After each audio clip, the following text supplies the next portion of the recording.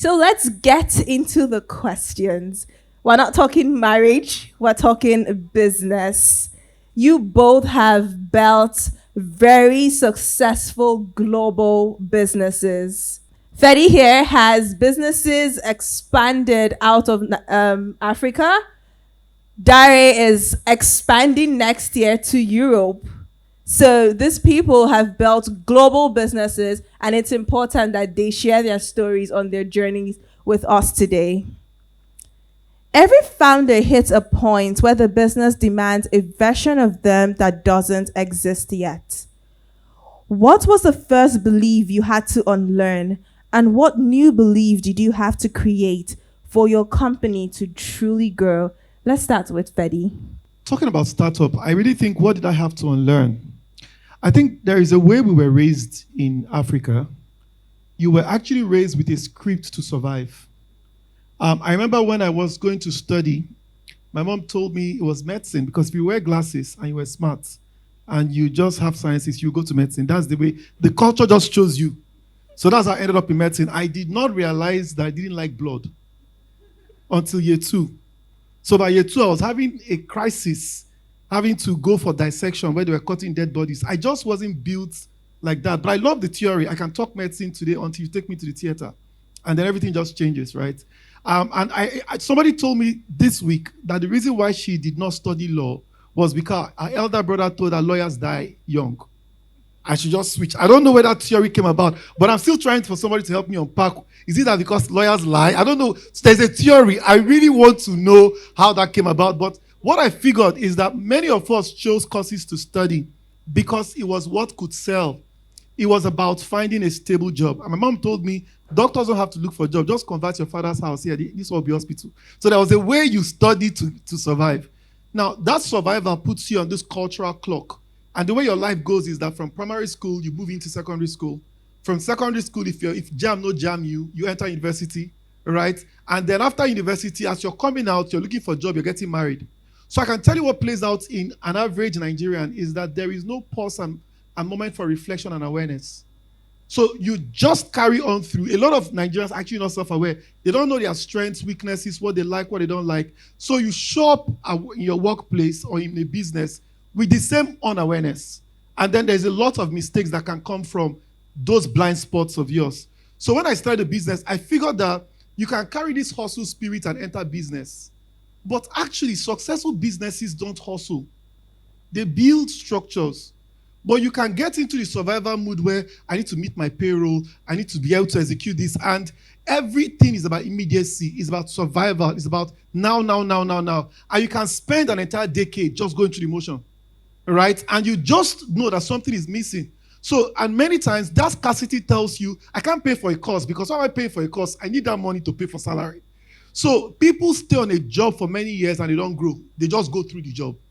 Right. So what happens is many companies, after 5 years, you realize you're spent out. So a lot of Nigerian businesses don't fail because they're not profitable.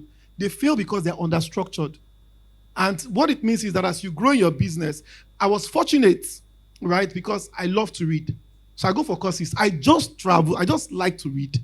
And so because I was reading, I was learning. But I realized that I was in the creative space, which made it even more challenging because I was in a time where our tech talent just bled all to the UK and Canada. I can tell you for a fact, now I have peace of mind. Someday somebody will knock on your door, say, Feli, you have a moment. I'm like, no, I don't have a moment, right? Because I know that conversation is like, my dad wants me to leave Nigeria. I said, how many weeks do we have? Days. Like, how you don't tell me? Well, my mom, I'm not supposed to tell you until I travel. Like, you know how Nigerians behave. So we're bleeding. So in creative industry, we do not necessarily always know how to structure because there are no templates. You're maybe just making the way as you go along. So for instance, I started animation studio only to discover that no university was training animation. So I had to launch a school. School was not in my business plan. I became a tutor, started to find way to train people so I can hire them. And it's the same way with those structures, but you have to first of all unlearn that to build anything that can outlive you and outlast you. You must get out of the hustle mindset. You must get out of the survival mindset and start to build structure. And sometimes you will get into operations, just keep running, not into strategy. So you do not stand apart and see. You don't zoom out.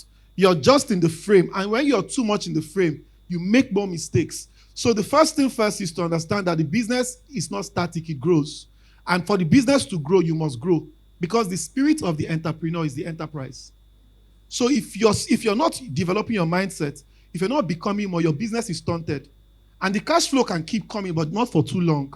So for your business to grow, you have to invest in yourself as an entrepreneur. Make growth not an event, but as a culture, as a lifestyle for your company. Grow your managers. You might hire good people, but if they stay too long without growth, they'll outgrow the business. Even the business will outgrow them. The curriculum of the world is changing real fast. Today, you have to keep running to keep up. Not to get ahead. You have to keep running to stay in the race. You understand? And you also have to consistently serve this. So the first investment is that your people are your greatest assets. Don't forget to build processes as you go along. Structures must come alongside every innovation. And that's something I keep learning. I'm not all there, but I'm trying. Thank you so much, Fedi. We've heard today that businesses do not fail from lack of profit or ideas, but from lack of structure. Dare Olatoye, from singer to founder. You saw the way Mr. Bamidele called out Toby. That's the way I'm calling you out now. Dare used to be a singer. You can check. He still has a few videos on YouTube. Not very, really amazing videos on YouTube. So, how did you go from being a singer to building one of actually the largest dating platform out of Africa? What version of yourself did you have to change? What did you have to unlearn to get to where you are today? Thank you for that's a lovely question, and thank you for having me here. So let me start by she said I'm a singer, and I usually don't tell people in public, but I used to do that when I was in university. I used to write a lot of love songs when I was in uni and record them. But one thing I had passion about was I used to see men that had crushes on women. So I'll tell them, do you know what? Let me write you a love song to give on Valentine's Day with our name on it. So, but what I used to do, I used to facilitate that process. I used to like accelerate the process of connecting people when I was in university. Now, I used to connect people when I was in my uni, and I just say, do you know what? There's another single person in another university. Let me match you with that person. I think your personality traits fit. Now, all this while I didn't know it was a business. I just did it out of passion because I just love the idea of people falling in love and being in healthy relationships. And if you know, when you're happy, you're more productive, even at work. And when you're in good relationships, you tend to be more productive. And I just love the idea of that. So after uni, by the way, my first degree was in accounting, was nothing related to what I do now. And after uni, I worked in a downstream oil and gas sector. But at a point in time, I got really fed about what I was doing. And I just sat down and told myself, do you know what? What can you do that will be meaningful to you, but also create wealth by solving a problem? And that's what I did. The greatest discovery in life is discovering why you were created, right? And if you discover that, the sky is the limit for you. And I sat down and I said, you know what? I think I want to solve a problem of loneliness in Nigeria. That's the number one problem I wanted to solve.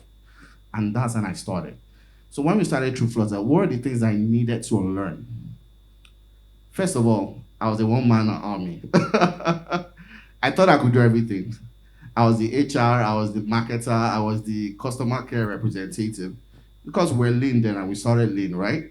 So I could send an email, I put Shade, customer care, but they all know it's the same person sending the email out. But I used to do all these things then. I used to go for radio interviews at odd hours. But at the point in time, I just said, you know what, I think I need a team. I can't do everything on my own. And that's when I started on learning those things. Like, you need a proper team, a proper structure to be able to scale from point 1 to point 10. And that's one thing I learned. But one thing I also learned is that emotions, don't make business decisions just using your emotions. I started on learning those things, and I started learning using data. What does the data tell me? how can I make decisions based on what this data tells me? What are the behavioral patterns of people? How are people falling off when they sign up? What can I do to improve improve like increase the sign up? So those are the things that I started learning, making data-driven decisions to help grow my company. And ever since then, it's been scaling since we've grown to about 3 million subscribers in Nigeria and also abroad. Now, you said, mention something about us launching in the UK and America. Actually, we have thousands of people already there. We're just officially launching there. So, but in terms of a team, I have to be able to learn that, you need to work as a team. And I can't be the only person making the decisions.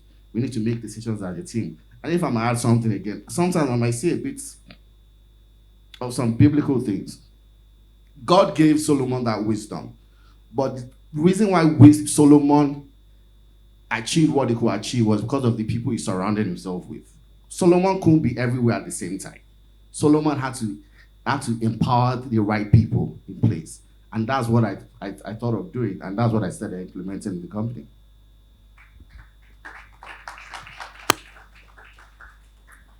Numbers do not lie. Data doesn't lie. I used to be one of Dari's clients actually for his dating app. So I'm part of that data actually. Not yet. We're working on it. Okay. So talking about structure, what internal operating discipline did you have to create that became the backbone of your organization?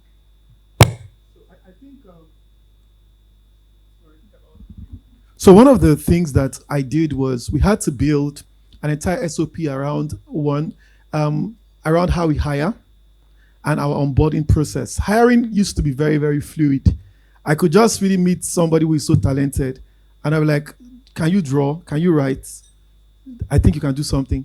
And it was always a percentage game, 50 in, 50 out. So we had to go through a process where we had to make it a bit thorough. There are certain hiring we had to rely on external investors. And again, the second other part was corporate governance.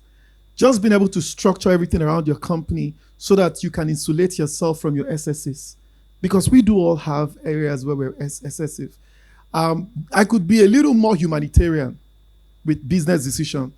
So I needed to lean into my co-founders. One of them is just not sentimental. He can fire his mother. Yes, he's just not, I don't know how he's wired. He's just very practical. If it's not working, it's not working. Me, I would want to tweak it because I fundamentally sometimes feel like almost every young Nigerian may be healing from some trauma that we don't even know. Guys, we fought civil war in this country. There was no post-traumatic therapy. You understand? So don't even think some of us were raised by therapy parents and you just normalize the way they shout and behave. And you think that, okay, they shout for this house. But you are not normal. So when somebody actually said that many are mad, few are roaming, the reality of it is that there are many things we've normalized in our way of going around business that if you pause, you might not do that. Even some people don't even know how to take a stop break and take breaks. Some companies, when you say you want to go on holiday, they'll get angry with you. Like you're not supposed to go and leave. It's for weak men. You get. So at the end of the day, it's important for you to look at your corporate governance structure, have a board if you want to. There are certain things that a board can do for you, leveraging on the expertise of people who are more experienced, right? And let people do their job, right? Just allow people do their job. As a founder, you can be very, very in that space where now a lot of decisions can get modeled up, right? And if you don't structure your company, you're going to lose a lot of good people. Or you're going to create conflicts that are avoidable. Conflicts where you can find a situation where somebody's crossing into another person's role. So structures are important. I would say if you have weak structures, you have very strong frustration.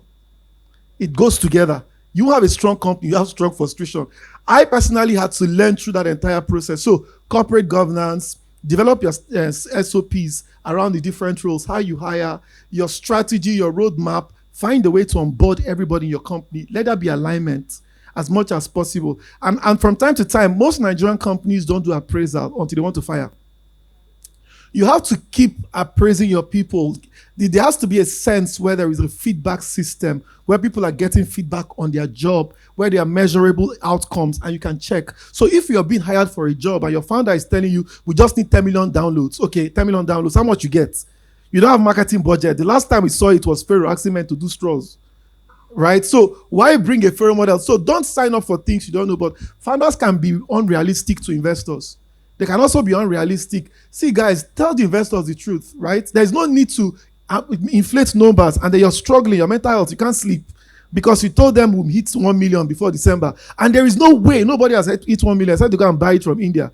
I know those bots are no longer delivering. So it's important for you to really be realistic about your KPIs, be transparent about it. And when you also hire your, like I said earlier, part of what can keep you is make learning a culture in your organization. Don't just keep managers who are stuck doing 30 things. I think they said you 30 years every year. It's the same thing you're doing for 30 years, just one thing. All right. So it's important for you to also think of technology, ways you can use technology to fast track your growth, use technology to streamline roles that can be outsourced to AI. Please, nobody should hate on anybody for doing this. It's the world. So if I know that AI will reduce my cost, I'm thinking about it. And if you're a person here, if you're a young person, founders are looking at AI, you also look at AI. The truth is that AI is not going to take jobs.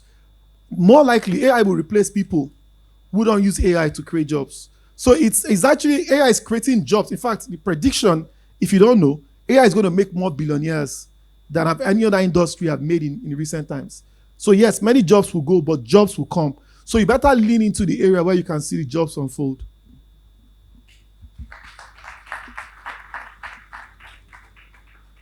Thank you so much for that, Fedi. So we've learned AI may come for your job, but if you move with time and you change, just like change comes very fast, if you're able to upskill, if you're able to move just as fast, then you may be the next millionaire or billionaire.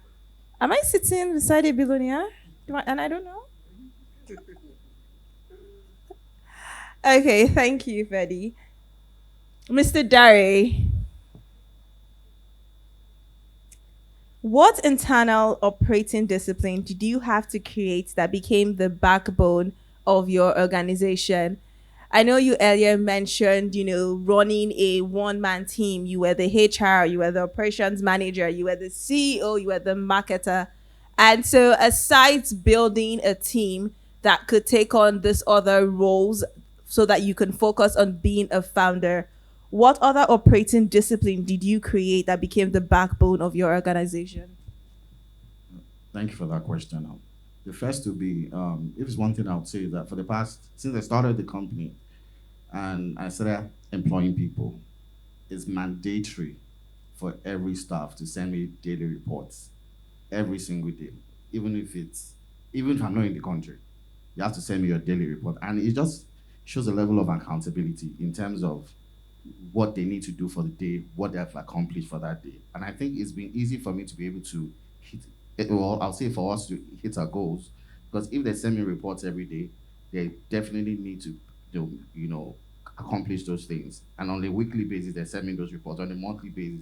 So basically, we have teams that we have meetings that we set up like goals for the month, and we try as much as possible to hit those goals. And if it's one thing that I would say is that I always encourage, there's a budget set aside for my staff that everybody needs to learn something, like a certain course or the other. Because I feel like even when we started True Flutter, I did like a 6 months course with a Spanish coach on how to build a startup in Africa, how to also to build dating apps. And I've learned from mentors like Tommy Davis and the likes. So, and these are people that I paid. So I paid to learn from them.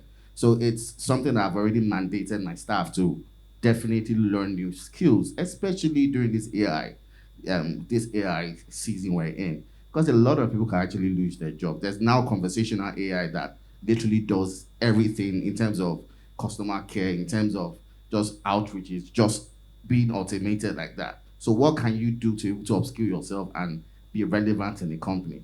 And for us in True Flutter, we're always trying as much as possible to be in the frame of things in terms of, right now we're building an AI dating platform that's going to be doing, like, it's going to be automated basically. You don't even have to fill your profile anymore. And we do that. And the reason why we started to do that because we know that the world is evolving and we need to evolve. So that's the same way the team in the company needs to also evolve. We need to also be able to learn new things and learn how we can apply all the things we learn, we'll be able to apply that in the company. So the thing that basically has led to the growth and led to the success is basically the reports that we set ourselves, we set for each other every day and every week to be able to achieve the goals we need to achieve. Thank you very much for that. I think one unique thing is when you're actually talking to founders, or I would say tech founders, there's a lot of AI.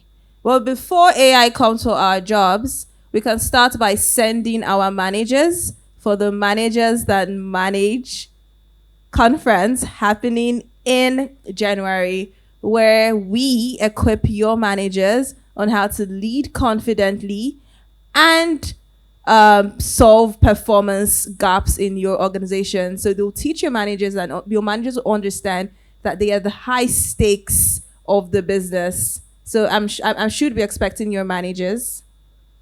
Thank you.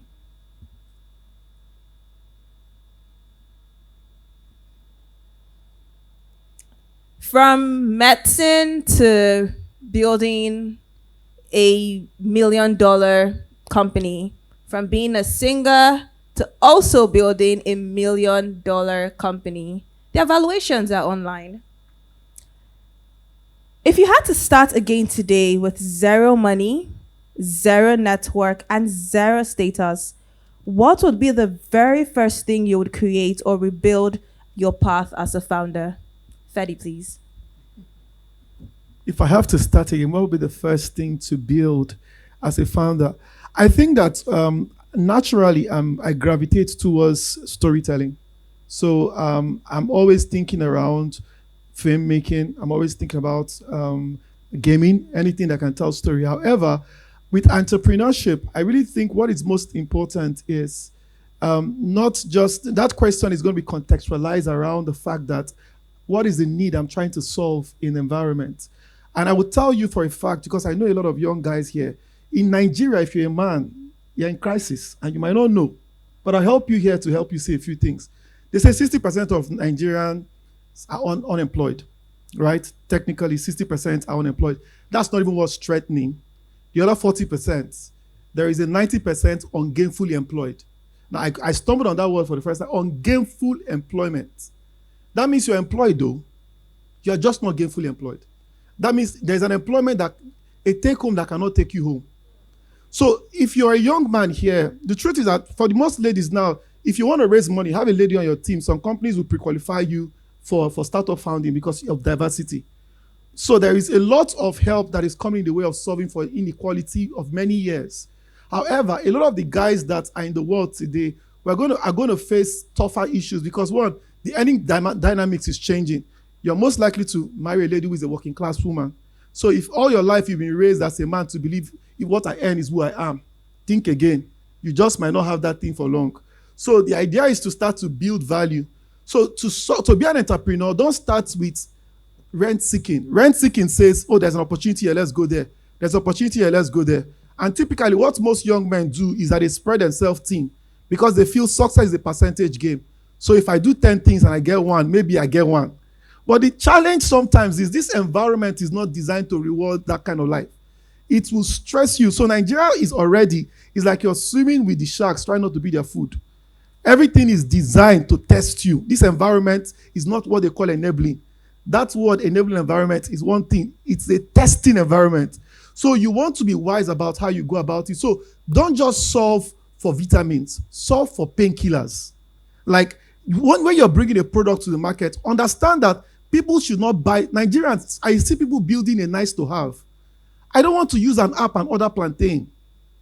That's not what we're solving for. I want you to look for things that are real problems. And let's solve real problems. I met some guys who are building a tech product where for farming, right? How you can actually invest in a seed in a farm and they can grow it for you. There's very smart ideas, but we're talking about food insecurity. So our founders are not going to be driven by optics and by news and by PR and by the hustle of raise. Focus on solving a real problem, bring value. So You don't, when you ask me what do I need to solve, I'll tell you it's about the value I find in any season. If I am passionate about that value, I'll go and solve for it. And there's also something called speed to market. If you're trying to launch VHX or any product that is going, you don't want to go there. Any dead industry that has been marked to die. If you want to go into typewriting business, please, that era has gone. So there are some things, but if you're building, innovation is speed to market. As you start to build, it's important for you to keep testing that product. So focus on what you want to solve. Go to market with as minimum MVP as possible. Let the market test it. Sometimes you sit down and you're trying to perfect things. You're just wasting your time. Let the market tell you if they need you or they don't need you. You know, one of my friends says sometimes you say there's a gap in the market, but is there a market in that gap? You understand? Who is going to pay for it? So you have to test it, let people use it, and battle the bugs as you go along. But the reality is that entrepreneurship is not a linear journey, as most people think. It's going to really be challenging. And so if you're an entrepreneur, I would also recommend you try and get a group of people that can help you decompress from time to time.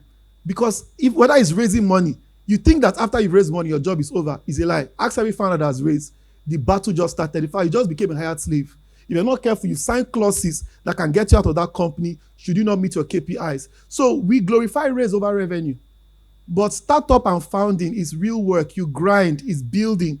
And the mindset of a builder is sit with it, wrestle the problems. It's not about going to Silicon Valley and giving speeches. Sit with your problem. How you use your product? Do you check it day by day? What is the problem? What are you guys trying to solve? Where was your last number? How do you get the number? Are numbers coming down? Are you having attrition? Where are people leaving? Are people downloading? Why are they not downloading? Like, you have to keep troubleshooting. You have to keeping going until you get to that point. So startup is not luxury. It's not for people trying to escape 9-to-5 corporate toxic Lagos. That's more than enough. If you escape and leave your boss because you like your boss, you meet colleagues in your office that will frustrate you. So it's not about running, it's about creating that product you're passionate about and solving a real need. And the money is on the other side of it, really.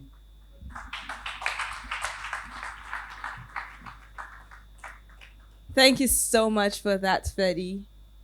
Why do I feel like Dario is going to tell us something about love, matchmaking? Since his university days, it's been decades. But please, if you had to start again with zero money, zero network, zero status, what would be the very first thing you'd create to rebuild your path as a founder? Like we heard Fedi talk about, it's not about trying to build, but identifying a need and trying to solve that need, not just building an app, like Fedi said, to order plantain. So, Dari. Okay, so before I start, I would say, you asked me a question, if I could build with zero money, right? I want to tell people that you don't need $1 million naira, $5 million naira to start a business. I started my business with 150,000 naira.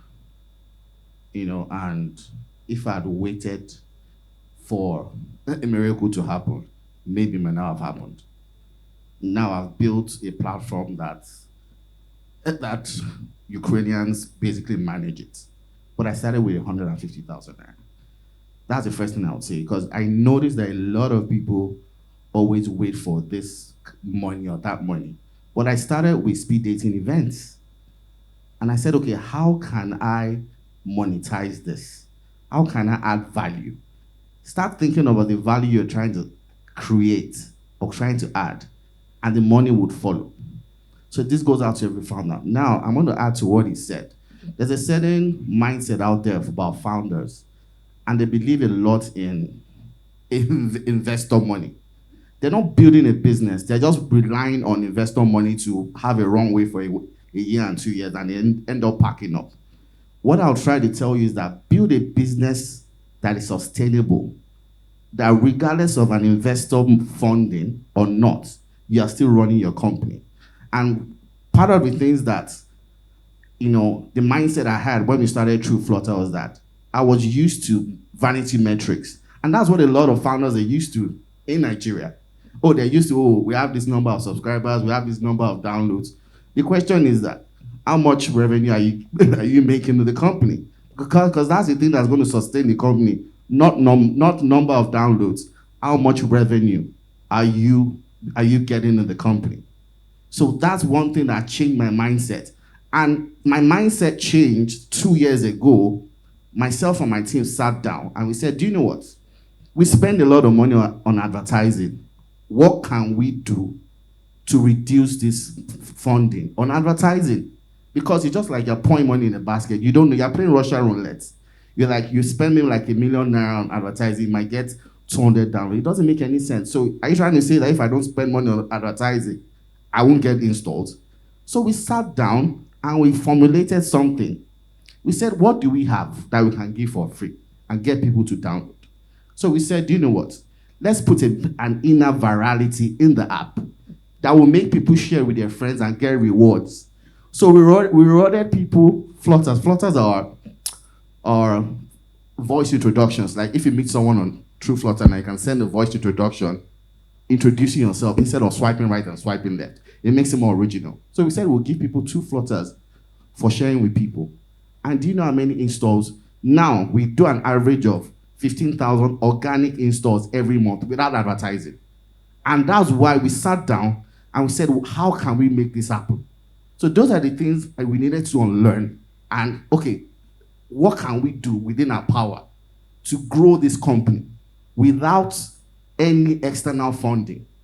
So, and the good thing about it is that you're going to be even in a better position to negotiate with investors if you know that your company is even growing whether you're awake or you're asleep. So as a business person, you need to have that mindset, especially the tech space. And they're used to, people in the tech space are always used to vanity metrics. What can you do to grow this company from 0 to 10 with 0 to no funding? And you can do it within your capacity. There are a lot of companies that can be built and are built based on these things. Just look for the value. How are you adding value? And how can you add value to people? The money will definitely follow. And that's one thing that I was able to learn like 2 years after we launched. Because trust me, if we had that same mindset we started True Flutter, it would have died by now. And that's why we learned on how to grow the company and how to also increase our revenue and also increase our numbers as founders.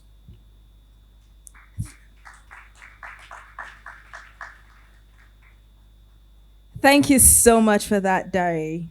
We've had all the good things, building multi-million-dollar companies, getting ahead of time, hiring great teams. But I'm sure there are business owners here who are struggling. I would say Nigeria is currently in. I would like to think we've moved past a recession at this time. Businesses are struggling, businesses are closing down, and then you have, a lot of policies that are changing daily.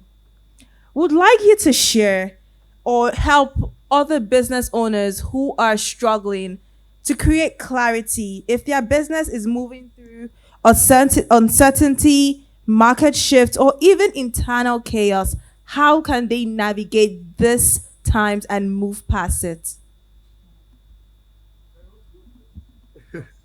Okay. Okay. So I think first of all, you have to do a diagnostic or carry out a study on your business and to find out what's not working. Is it a product problem, right? I mean, I'm speaking from a startup. Is it a product? Look at your competition. What are they doing wrong? What are they doing right? Also look at your marketing. Sometimes you have a great product, but you have a terrible marketing.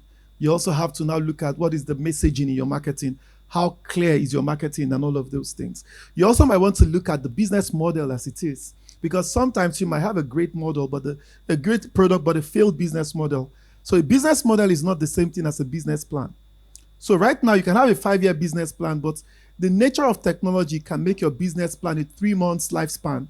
So what we teach people is to keep iterating your business model. Like he actually said at some point, we were spending money in marketing, but he decided to give people free Flutter. And guess what? People, rather than give that money to Google Ads, they're having to give it to their users to use and bring people for them, right? And it's happening unnaturally. So the idea is to figure out which way to work. Other times you might want to do, in that study, look at the innovation in your industry. I also look at the economy. Sometimes it's not out of place to look at a business that has run its course. You just might know that this business can go beyond this point. And you're a man of faith, I know. But you're a woman of God, I know. But some things are just, if you're bringing face masks to Nigeria right now, who go wear them? You understand? COVID is gone. So right now, people wear it for fun. I mean, some people are extra sensitive. But my point, I'm only using that point to say there are people who brought face masks as they were bringing it, COVID was going. So it got stuck. The reality is that you have to keep your eyes on the business landscape in the way that you keep interacting with the data. And from the data, you will know what you need to do. Other times, but you can also do an audit and find out there's an internal problem.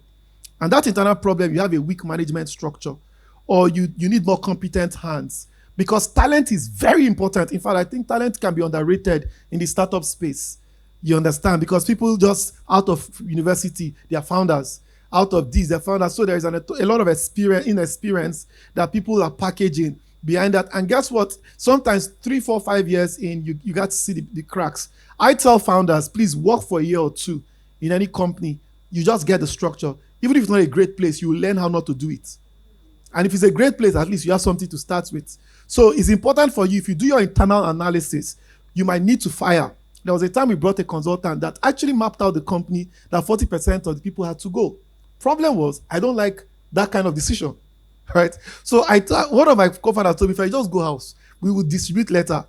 And they were giving the letter. People were like, Fred, I thought you were my mentor. I thought you were my friend. I thought you were, well, brother, the business says go. We were trying to launch a web TV. This was, we were ahead of it. Some of the ideas were ahead of their time.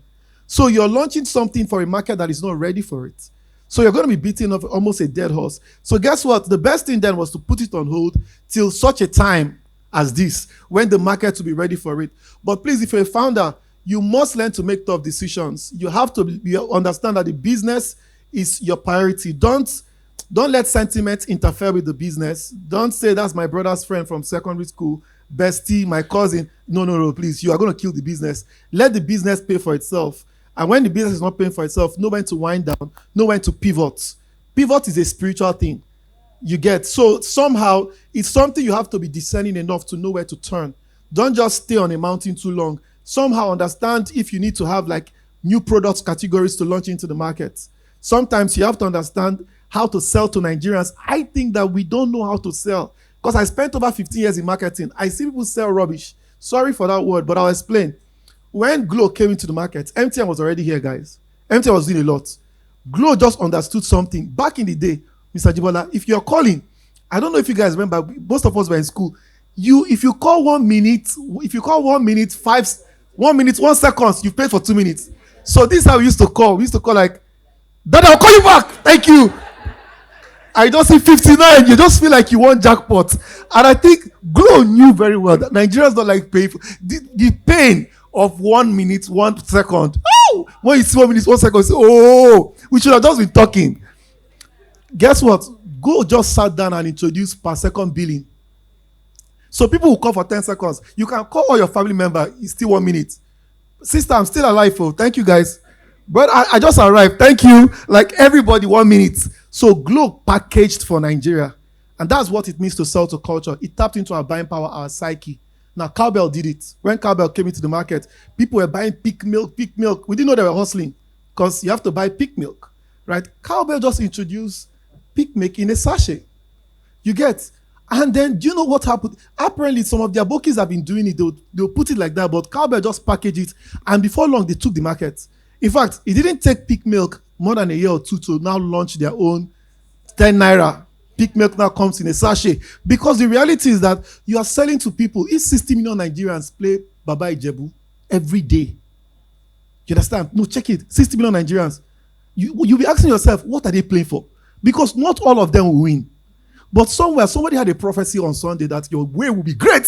So maybe open all doors. If it comes from here, just put 1K, Baba Ijebu, 20K. Some people won like 5 years ago, but they're still betting now because one day it shall be my turn. My helper must come. So at the end of the day, your product, you have to understand that marketing is very, very important. I see a lot of great products struggle in marketing because somewhere along the line, They just don't know how to sell to our people. But when you do your post-monthing or you do your diagnosis, you know where to approach your business. But every business needs that. And don't be afraid of paying for consultants when the time comes. Write one, so some consultants are packaged with good English. You understand? But I'm looking for consultants that can actually roll their sleeves and say, I sit with you until we see the results. You understand? And they become partners in the wrestle to build the business again.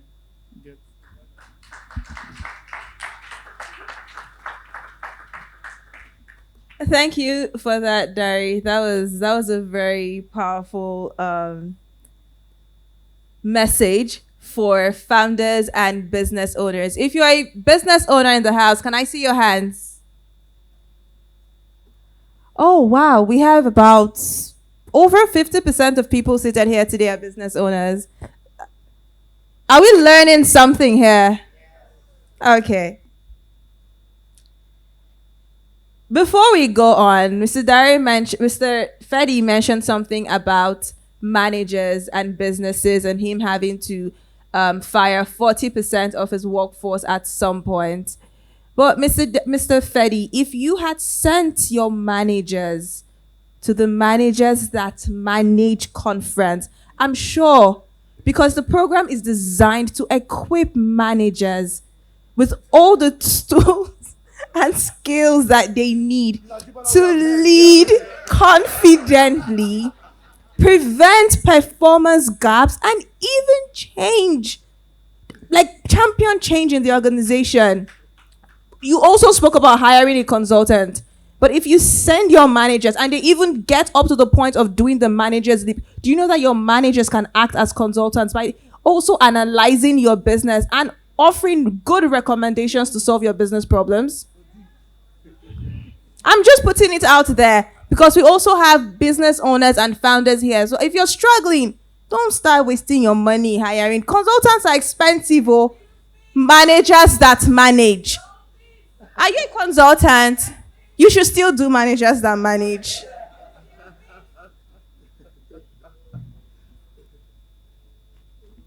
Mr. Dari, I'd say, like I said, the first time I met Dari and he told me about a dating app, I immediately thought, Tinder, please leave me out of it.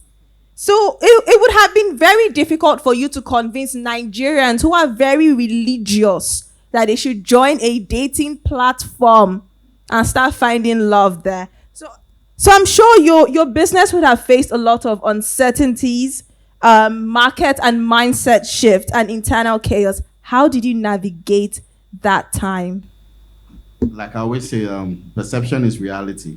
It's however you present your brand that people would embrace it, right? And the number one thing was trying to make that mindset shift. How can we make people know that we're not like Tinder, like you said, like the hookup culture and all that? So basically, we're anti-Tinder.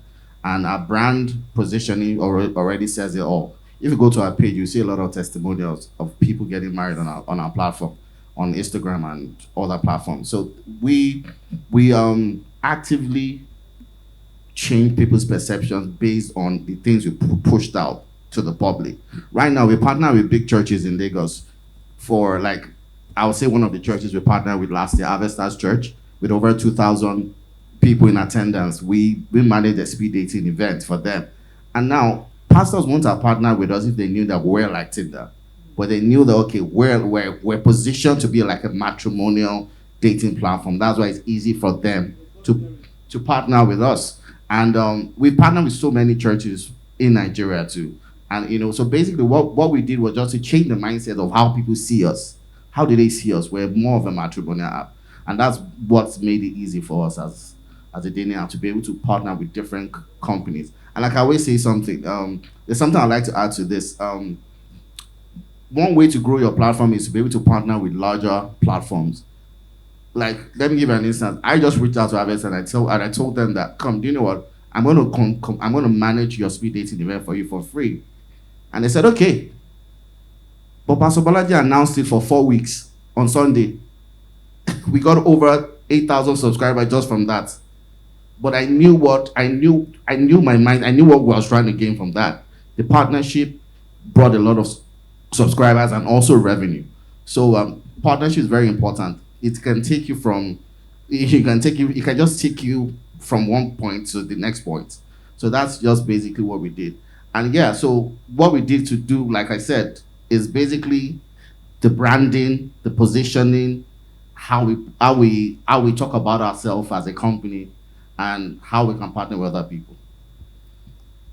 Thank you so much, Mr. Dari. True Flutter has facilitated 150 weddings in 3 years. So I think if you're trying to find love, get married, please network with Mr. Dari. We've come to the end of this lovely and amazing session with two business owners. Thank you so much for joining us today, Mr. Fedi, and thank you so much for joining us, Mr. Dari. Seed Academy, your growth partner.